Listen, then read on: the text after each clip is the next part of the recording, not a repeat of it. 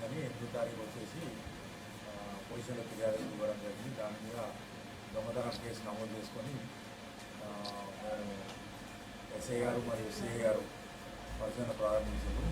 Tractor trolley ఈ రెండు కూడా దొంగతనం అయింది. దీంట్లో ముఖ్యంగా ఇన్వెస్టిగేషన్లో ఏంటంటే మంచి ఇన్ఫర్మేషన్ చేసి సిఐ గారు ఎస్ఐ గారు అక్యూని అరెస్ట్ చేయడం జరిగింది. సింగారెడ్డి చంద్రశేఖర్ రెడ్డి, నిర్మల్ జిల్లా. తర్వాత గొర్రె మధుకరు, ఇతని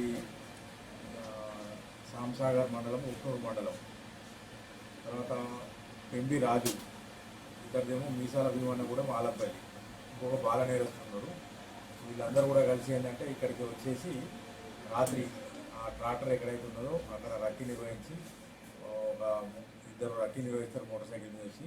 ఒక అతను ఏంటంటే తెల్లవారుజామున ఏంటంటే ముసుగేసుకొని దాన్ని ఆ ట్రాక్టర్ను దొంగతనం చేసుకుని బయటికి తీసుకెళ్ళి ఏంటంటే దాన్ని మార్చి ఇంజన్ కానీ దాని ట్రాలీని కానీ మార్చి దాన్ని కలర్ వేసి దాన్ని అమ్ముకునే ప్రయత్నం చేస్తుంటే ఏంటంటే మనకు ఈ సాంకేతిక సాయంతో మేము క్లూ వస్తుంది. మనం చేసిన ఎఫర్ట్స్ వల్ల దాని ఆధారంగా ఏంటంటే నిందితులను పట్టుకొని దాన్ని దొంగిలించబడిన ట్రాక్టర్ను మరియు ట్రాక్టర్ ట్రాలీని స్వాధీనం చేసుకొని ఆ నిందితులను అరెస్ట్ చేసి వారి వద్ద నుంచి నేరానికి ఉపయోగించిన మోటార్ సైకిల్ మరియు వాళ్ళ నలుగురు దగ్గర 3 మొబైల్ ఫోన్స్ స్వాధీనం చేసుకొని ఈరోజు కోర్టులో ప్రొడ్యూస్ చేయడం జరుగుతుంది.